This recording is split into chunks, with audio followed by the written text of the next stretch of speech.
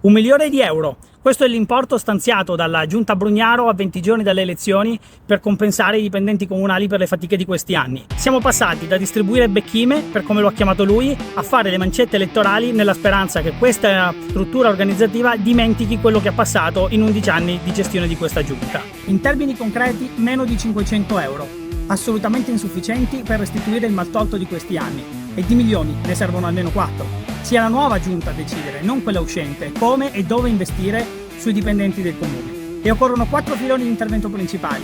Il primo, quello di restituire progressioni orizzontali di carriera a tutto il personale, quelli basati sul merito e sugli obiettivi che hanno raggiunti. Il secondo, quello di restituire e di costruire un piano concreto sulla mobilità all'interno del comune, soprattutto destinati ai pendolari. Il terzo, concretamente, occorre rivedere le indennità e le posizioni organizzative allineandole a quelle dei grandi enti di questo territorio, assolutamente dimenticate negli ultimi anni. E il quarto, forse il più importante, quello di restituire la parola dignità al premio di produzione, alla produttività, alla performance. In questi anni è stata dimezzata, è circa 1/3 di quello che succede in Regione Veneto e meno della metà di quello che succede in città metropolitana. Occorrono risorse vere, non slogan e non trattamenti dell'ultimo secondo, altrimenti non riusciremo a trattenere chi negli ultimi anni, pur avendo vinto un concorso, ha deciso molto meno di 3 anni dalla loro assunzione di lasciare questo ente per andare in enti dove evidentemente si lavora meglio e si guadagna di più.